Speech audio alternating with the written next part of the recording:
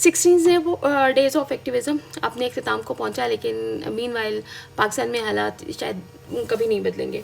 आज एक ख़बर सामने से गुजरी और उसमें ये था कि लाहौर हाई कोर्ट के एक जज साहब हैं जिन्होंने ये फ़ैसला दिया कि एक ख़ातून ने एक दरख्वास्त दी थी रेप के हवाले से. तो जज साहब ने कहा कि उसके हस्बैंड ने जो है उसको डिवोर्स दे दी थी और डिवोर्स के बाद उसने उसके साथ सेक्सुअल जो है वो एक्टिविटी की, और उसके हवाले से जो है ख़ातून ने कंप्लेंट की कि मतलब I consider it as a rape. तो जज साहब ने हमारे मोहतरम जज साहब ने ये फ़ैसला दिया कि क्योंकि जो तलाक़ है वो 90 दिन के अंदर उसका प्रोसेस कंप्लीट होता है, इसलिए 90 दिन के अंदर अगर इज़्दिवाजी ताल्लुकात कायम किए जाते हैं तो वो रेप शुमार नहीं होंगे. आप अंदाज़ा लगाइए कि पाकिस्तान के अंदर हमने 16 डेज़ ऑफ एक्टिविज़म पे बात की, हम बार बार बात करते हैं, हम मैरिटल रेप की बार बार बात करते हैं.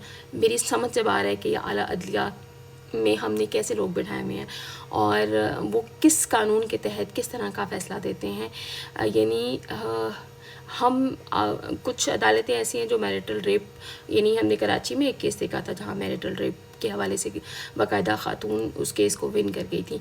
तो इस फैसले की क्या जस्टिफिकेशन है, ये समझ से बाहर है. अज़दवाजी ताल्लुक़ तो हस्बैंड वाइफ के अंदर भी अगर वाइफ की कंसेंट के बगैर हो रहा है तो वो भी मैरिटल रेप के ज़ुमरे में आएगा. तो जज साहब किस कानून के तहत ये कह रही हैं कि नहीं जी 90 दिन के अंदर का प्रोसेस जो है वो तलाक़ का नहीं हुआ, हस्बैंड ने तलाक़ दे दी है, लेकिन 3 दिन के बाद उसका फिर दिल किया कि वो अपनी तलाक़, जिस खातून को तलाक़ दे चुका है उसके साथ सेक्सुअल रिलेशनशिप बिल्ड करें, तो उसने कर लिया और वो उसका राइट था क्योंकि अभी 90 दिन का प्रोसेस पूरा नहीं हुआ.